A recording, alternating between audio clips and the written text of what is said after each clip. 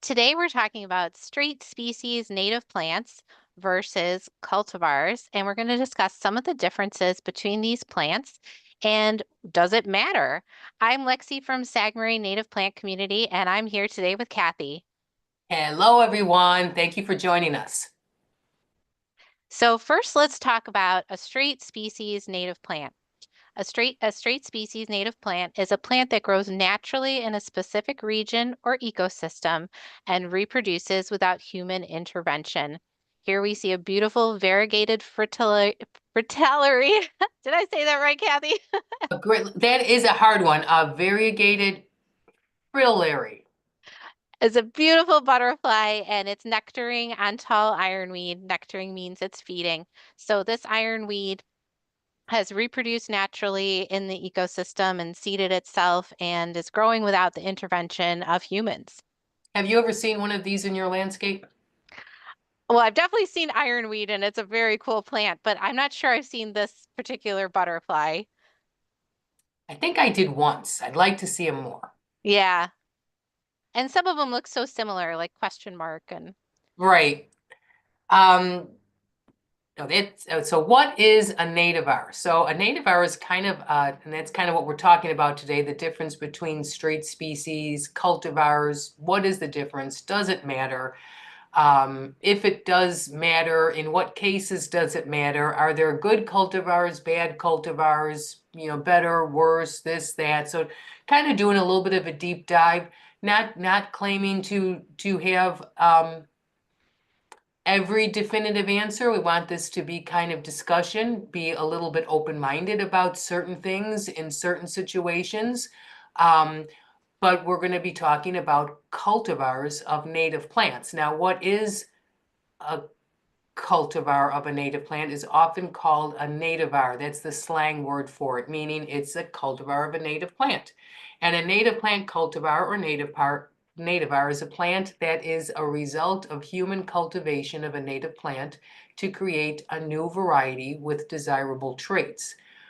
And before we go on, I'm going to say that there are basically four types of plants that we can plant in our landscape.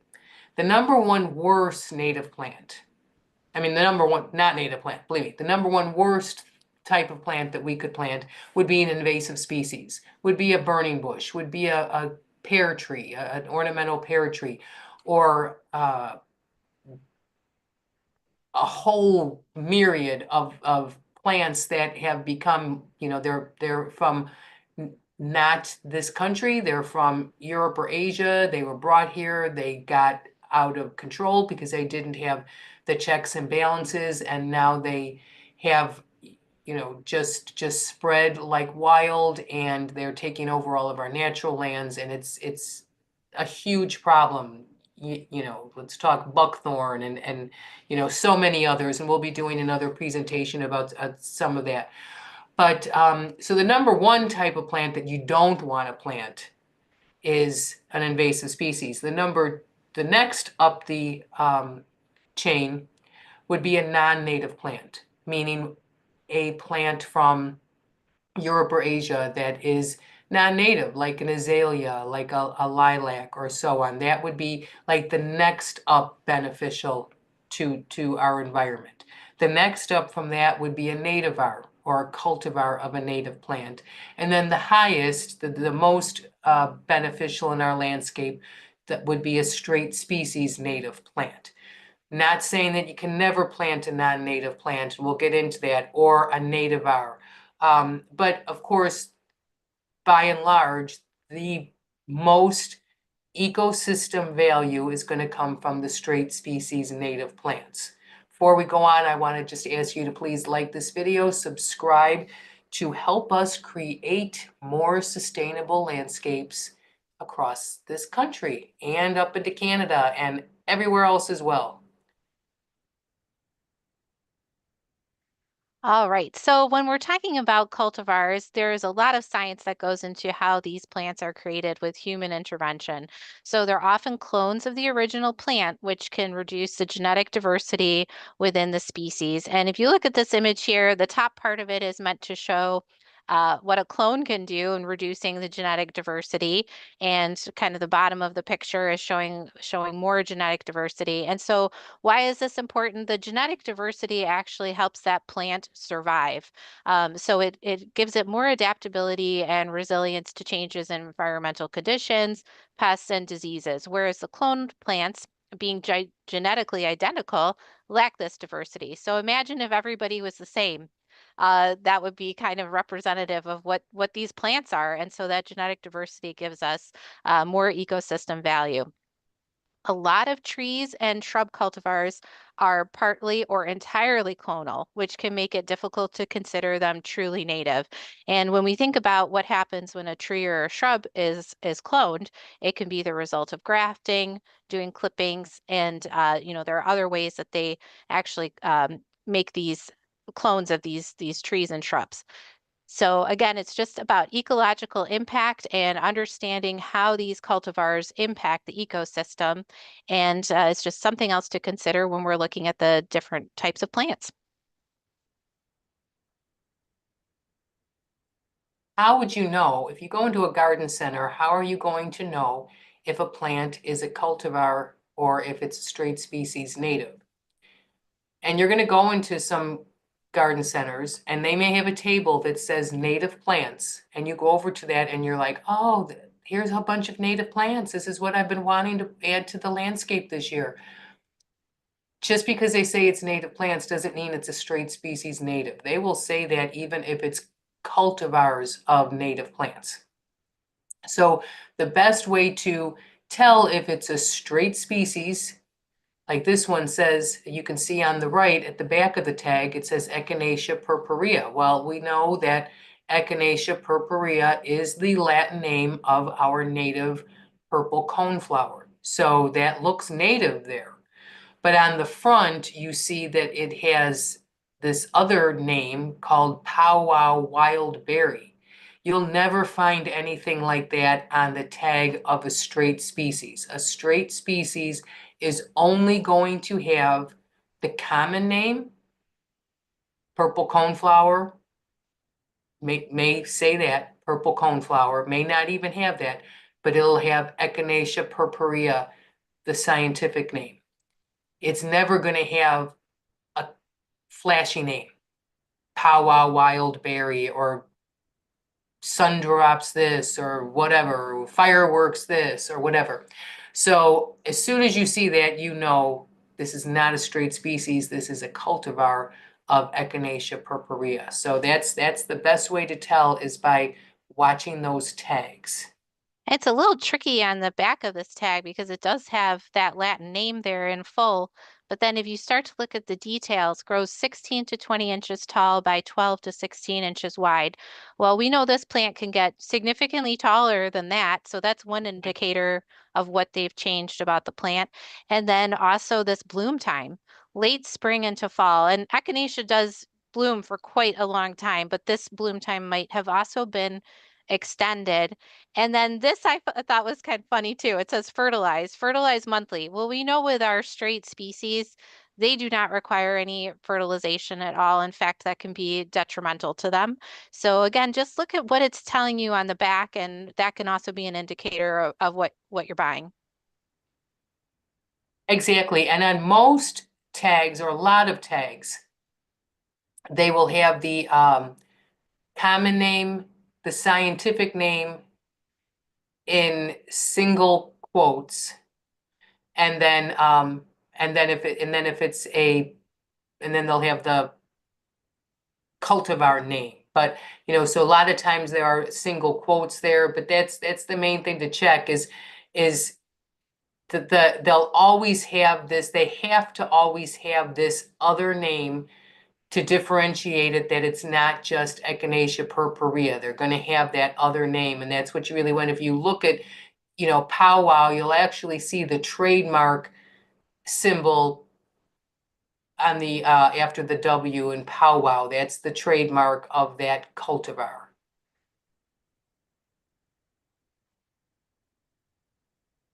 So and this is by no means an exhausted list, there are so many native plants that they commonly make cultivars out of, or nativars out of. So many native of our native forbs, shrubs, and trees. And, just a few of them would be like butterfly weed, our asters. Cardinal flower is a common one. Wild bergamot is another really common one that they cultivate.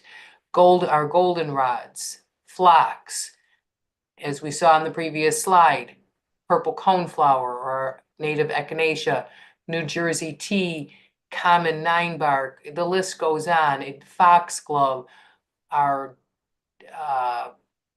dogwoods, just so many of our shrubs, our service berries. There's just so many that the list just goes on. But this is just to show you that so many. Look at all these different species, and when you go into the store, you need to keep an eye out. You might want goldenrod in your garden, but you know, if you want the cultivar, that's fine.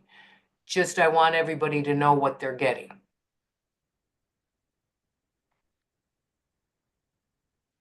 So, what are some reasons to create cultivars of native plants? They are cultivated to change the flower color or the shape to make them more attractive to us. And that's pretty key because we're trying to make things that are attractive in our gardens versus attractive to the pollinators. They might want to create a shorter or a bushier plant. Again, a lot of these can get pretty tall, so they're trying to make something that's a little bit more smaller in size.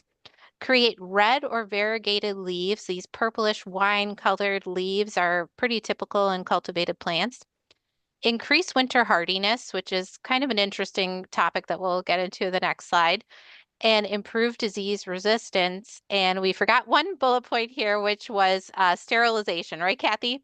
Right, a lot of because people don't necessarily want their native plants or their plants in general seeding themselves around the garden so that they have to pull seedlings. So they will make cultivars that are sterile, which might sound like a good idea, but if you really think about it, what are these plants here for? I mean, they're here for a lot. They're creating oxygen, they're cleaning our air, they're filtering our water, but they're also feeding our insects, they're feeding our pollinators, and then after the pollinators do their magic and the seeds are created, then they're feeding the birds. So if we don't have, if our plants aren't producing any seeds, if they're sterile, they're not able to do half of the work that they're here to do. And our poor birds miss out.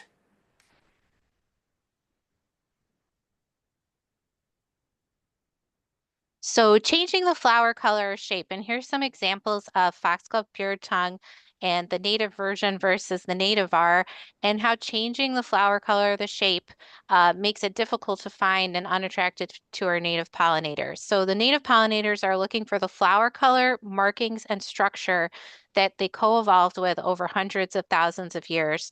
And Kathy and I were just looking at these two plants and talking about the differences between the two photos before we got on our live stream and talking about the bees and what the bees actually see. So the bees see UV light and they cannot see red. So they're actually looking for these markings within the foxglove beard tongue. So they know where to go. They know where to go to get the pollen and the nectar and to feed. Whereas something like this, the bejeweled pink pearls, makes it a little bit more difficult for them to find those patterns that they are looking for. I mean, really, when you think of it, like in flowers, whether it be flatter flowers or certainly these tubular flowers, there's usually some dots or markings. Oftentimes when you see beautiful colors or a marking or a stripe of this or a dot of that, they're think of them as landing lights or runway lights for pollinators.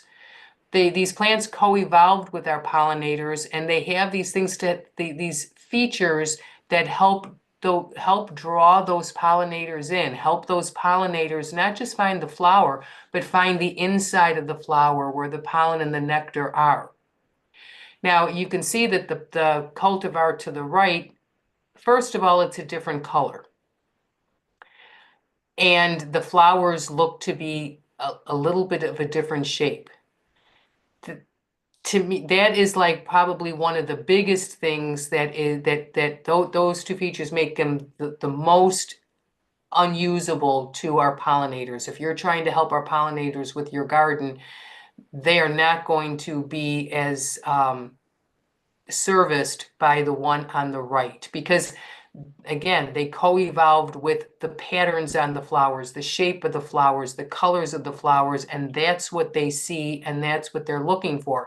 And even, coming from, my vantage point, this cultivar looks like it was probably, created obviously to be a different color, but it also looks like it was cultivated to flower more heavily, which, we can look at it and say, hey, that's really cool. Look at how much more packed with flowers that is. But it makes it very difficult to pick out the individual flowers. It looks just like a mass of pink to a possible flying bee or even, and whereas the other one, you can see that they would be able to really zone in on the inside of those flowers better and able to find their meal better. So definitely changing the flower color or shape is a big negative when it comes to how well the plants will service our native pollinators. And bees also, their vision is not as sharp as human vision. So they're going to struggle to see those fine details within something that's masked so much as in that pink plant example versus the native plant. Right. So here's another example of, changing the flower color or shape. Uh, they co-evolved with Echinacea purpurea. If you change it to avalanche, you've changed the shape of the flower, primarily the petals and the way they point, but boy, you've drastically changed the color. They're going to be much less likely to visit or utilize this flower. I'm not saying they won't, but it's not going to be the popular hotspot that it's going to be in its true straight species native form, the way it was created, the way the way the plant was throughout evolution with our pollinators. They might stumble upon it, but they're not going to seek it. And then this just kind of, we were laughing at how ugly this is. Sorry if anybody likes the look of double flowers, but we were laughing at how silly looking they are. It looks like a flower with a top hat on or something. Definitely making, plants that are made with double flowers are pretty silly. A lot of times the pollinators, it's nearly impossible for them to even reach into that flower to get the pollen and nectar. And same thing for hummingbirds. It's impossible, almost impossible for them to access that. And so that just kind of becomes a complete, sort of waste. I mean, if you think it's beautiful, I'm not saying you can't have some, but it really is pretty much a waste when it comes to pollinators. And I personally think it's silly looking. The That's funny foofy hat.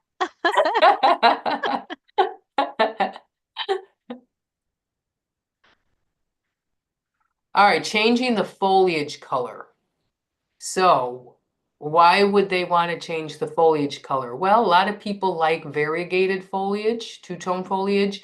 A lot of people really like red foliage. And I'll admit, like a red or purple foliage, that's a really beautiful pop in the landscape. We have so much beautiful color with our flowers, but you can create beautiful color with different shades of foliage. And I'll admit it's very attractive in the landscape to have some purple foliage. However, when you have purple foliage, that means that there is more anthocyanins in the foliage. Those are more distasteful and toxic. They're pigments, and they're more distasteful and toxic to caterpillars. Remember, most of these native plants that we're talking about are also host plants to the caterpillars of our native moth and butterfly offspring.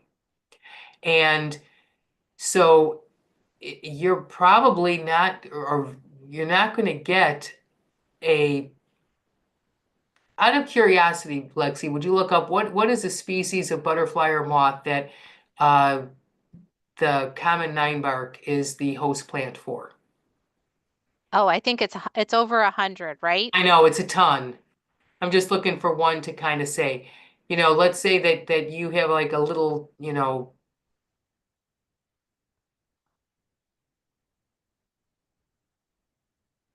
The so we, white the white marked tussock moth, the tiger swallowtail, fall webworm, and the eastern tent caterpillar. So that's just four that use common ninebark as a host plant. okay, so let's say the eastern tent caterpillar. Let's say that I'm assuming that's a moth. So let's say that the mother moth flies by. She's going to look at the purple foliage and she's going to think, ooh, that's going to be bitter tasting and that's going to be toxic. I'm not going to, more toxic. I'm not going to, I know, that's just, it's red. Red is bad. They don't like red because of it's known in the insect world. They talk about it around the water cooler. It's known that those leaves don't taste as good and they can make them sick. So they're going to bypass that nine bark. They're looking for the green nine bark that doesn't have those anthocyanins in the leaves, and that's what they're going to lay their eggs on to have more caterpillars and therefore more butterflies and moths. So probably the pollinators, the bees, are going to eat pretty well off of either or, because the flowers seem to look pretty similar, although the flowers look pinker on the right. So I hesitate to say that, because we are kind of changing the color a little bit there too.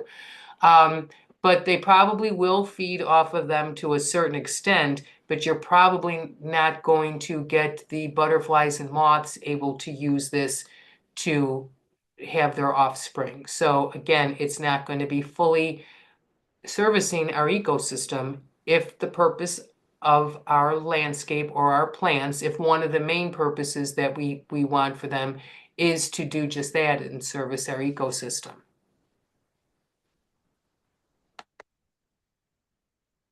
So winter hardy, and we were kind of chuckling about this one a little bit too. It's always best for our local ecosystem to plant species that are native and hardy to a specific area to best service the wildlife with which they co-evolved. Therefore, it shouldn't be necessary to cultivate a native plant to be more winter hardy. And if you think about plants that have been brought into our areas, they're not from here. They might not be invasive or considered invasive yet, but they're not native to the area. Let's see some like azaleas or some roses that you need to protect during the winter. Like it's been a thing of the past kind of to put protective coverings over certain plants during the winter, and that shouldn't be necessary. With a plant that's native to an area, it should be able to withstand the winter and the cold temperatures just fine. And winter hardy doesn't really need to even be a feature that we're trying to cultivate. And I mean, it's so funny when we say that. I remember the days when I used to garden with in decades past, and I used to be trying different species of non-native hydrangeas or roses, like you said, or different things. And I remember trying to cover them in the winter, if you get more blooms in the spring or summer, if you can, prevent some of that wood from dying back and all of that kind of stuff. And then since I started doing native over the last, 6, 7 years, it's like that's like unbelievable to me that I was once doing it. Now, people think that planting native is a lot of work. It's like way less work because now my attitude is if you can't survive our winter, you don't belong here. Exactly. I ain't gonna be standing out there puffing, fluffing your pillows. You're a rugged prairie plant, darn it. You're on your own.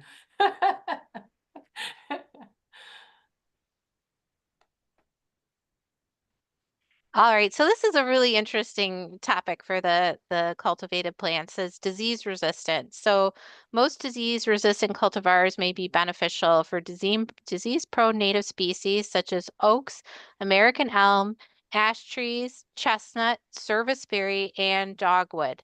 So our native plants are more resistant to these local pathogens than non-native, and also if we have that genetic diversity, they're going to be more resistant.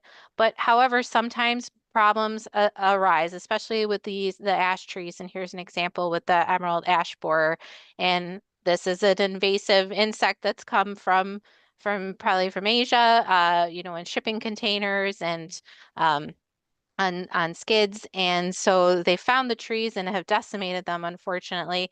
But this is where cultivating can actually help us prevent a problem from getting even worse or from a species completely dying out. So there's some new research that came out um, on the Yale Environment website about taking ash trees, the ones that have actually resisted the emerald ash borer. So there's been a couple that are still standing, even though their friends around them may have been decimated by it.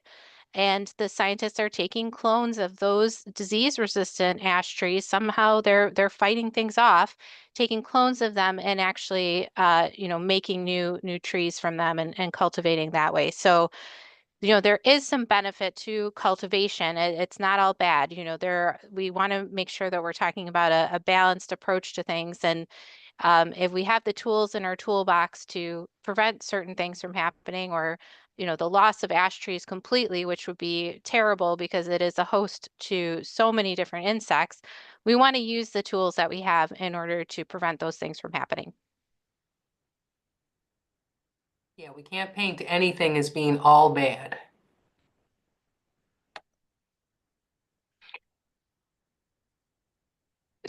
Our cultivar is a good choice. So as we've said, and as you can tell that, obviously the straight species by and large is going to be a much better choice if you're trying to create ecosystem value. However, there are many cultivars that are readily visited by pollinators. I'm assuming, I don't know this for a fact, I'm assuming that if you don't change the foliage color, that they maybe some caterpillars would feed on them. I'm not sure, but they're definitely readily accepted by pollinators. Remember that we want to create ecosystem habitat, healthy ecosystem healthy habitat in our landscape. But remember, if we really believe in the importance of incorporating native plants into our landscapes to reverse some of the damage that has been done over recent decades, in order to really make a difference, we have to do it in our yard, but we also have to help our yards be an inspiration to others. The more people that we get on board accepting and embracing native plants, the more beneficial effect that we're going to have. And so we want people to see beauty. And this might sound harsh, but I think that one of the reasons why, couple reasons why sometimes in the environmental field, people are a little too puristic, if that's a word, is puristic a word, to all or nothing. And that doesn't necessarily speak well to people. If somebody has certain cultivars or even certain non-native plants for that fact that they love, unless they're an invasive species, I'm not going to say you must get rid of this. If they love it, they love it. Let's ask them to add some native plants to it.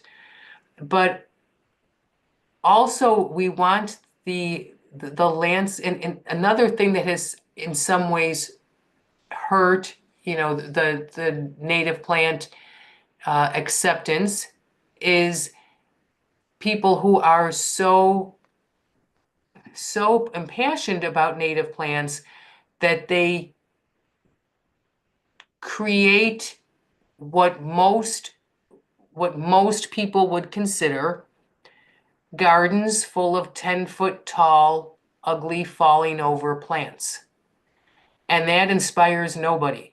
We have to have our gardens looking somewhat neat, somewhat controlled, not overly tall and falling over sidewalks, and we need to take into account aesthetics too. Now, most of our native plants are straight species. You can absolutely do that without having to worry about cultivars. But if you're creating your native garden and you really think that some cultivars are going to really beautify a certain area. And like, for example, we have these Monarda that are here, these cultivar of a Monarda. Now it appears that they are the same color flowers, the same shape flowers, but a much more compact, bushier plant. Well, if somebody has a very small landscape, maybe this would be more suitable. Or if they're like, it looks like this, to me, it looks like this is like on the front of a border with some taller plants behind it. You know, who's to say that this maybe isn't, a beautiful choice to put here? So we can't just automatically say that all cultivars are bad, especially when we're dealing with some smaller landscapes. Maybe they're not. I mean, because we really have to look at creating beauty. And if you have a design in your mind or an idea in your mind, and you're putting in native straight species, but there is some cultivars that you think would really create a beautiful image with some of your straight species, we're not going to say no, they're bad, but you still want to try to incorporate as many straight species as possible, but there's nothing wrong with adding some cultivars if you think that the overall effect is going to be um, superior, more aesthetically pleasing, especially when it comes to your inspiring your neighbors. Except if they contain neonicotinoids. Take it away, Lexi. Right. So now I can say this word, neonicotinoids. I could say it in our last live stream, but here we go. So, and so where you get those cultivars, it really makes a difference. If you're interested in those types of plants, you want to make sure you're getting them from a place that does not use neonicotinoids. And these can be applied to the seed. So that's why it's really important to look on the websites of the grower and the distributor, the garden center, where are these plants actually coming from? And it's something that is not going to be divulged at your big box store, unfortunately. It's going to be really hard to find that information. So again, where you buy things from definitely matters. And just to try and go into a little bit about what these neonicotinoids are, they are a pesticide that has made controlling pests a lot easier for farmers, and it's applied to the seed, and then it's systemic, which means it grows into the plant and its tissues, and it actually goes into the pollen and the nectar. So that's why it's really bad for our pollinators. If you think about the caterpillar eggs that are laid on the leaves and they're containing the neonicotinoids, or they're accessing the pollen and nectar, and the bees are ingesting it, they become paralyzed and die. Then they pass off those things to our birds, our bats, and all sorts of things. So it also gets into our soil. So in some ways, the farmers think that it's not so bad because we're not spraying so many pesticides, we're applying it directly to the plant, but it's really messing with our ecosystem. So these neonicotinoids are causing pollinator decline, and they have non-target effects, which means they harm other beneficial insects, aquatic invertebrates, and birds, and they're persistent. So not only are they just affecting these individual creatures each season, but they also contaminate our soil and water ecosystem. So again, we want to vote with our dollars, what's important to us. And it's important to us to, put plants in our landscapes that do not contain these types of pesticides. There's got to be better ways to do things.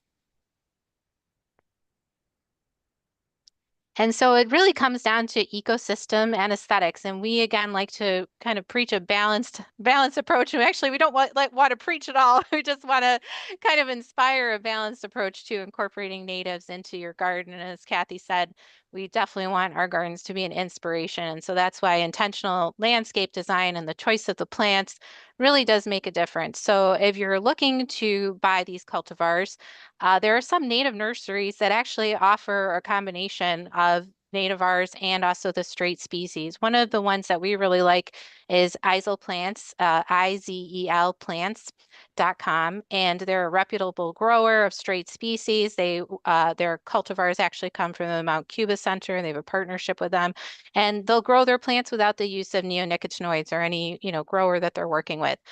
Cultivar growers, on the other hand, if we're talking about big box stores, they're trying to grow as many plants as possible that look perfect in the shopping setting, that are bright, that are colorful, that are already in bloom, that people get excited about as soon as they see them. And they're really growing for those aesthetics. So, we don't know exactly what they're using. And again, we need to pose those questions to those retailers. Please do not use these on our plants. And again, voting with our dollars and where we buy things and going to native plant sales or finding a good source of nativars is a great way to move forward. Absolutely. And most straight species native plants that come from, I mean, all straight species native plants that come from reputable growers are going to be free of neonicotinoids because just by nature, people are planting native species. They care about the environment. They're trying to create, healthy ecosystems. So whether you're ordering, from, some of the places that we've mentioned in the past or the various nurseries that grow native plants, like in our area, I mean, they're grown without neonicotinoids. It can be difficult to know though when it comes to a cultivar grower because as soon as you're starting to cultivate plants for aesthetics, well, just by nature, a lot of times your priority is no longer ecosystem value. Your priority is creating the weird top hat on the flower or something. You know what I mean? So that's why it's really important to know the grower or even call the grower if you want to. But that's why Izel plants is an interesting because they do sell straight species, but they are one that does sell cultivars that are neonicotinoid free for sure.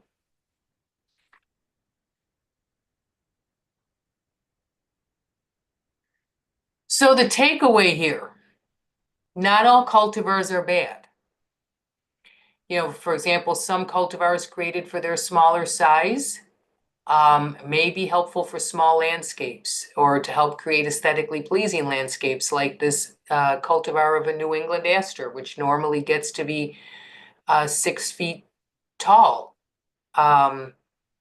This might be, if you live in a very small yard, this might be a more suitable choice. And it looks to me like the flowers look the same, the foliage looks the same. So not all cultivars are bad.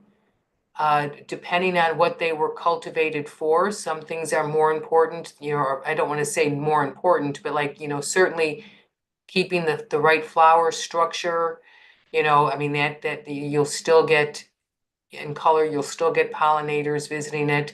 So they're not all bad when you're thinking of creating, aesthetics. If you can't fit a true, a big a full-size New England aster in your landscape, maybe this is then, for you because you'll still get pollinators visiting those flowers. So not all cultivars are bad.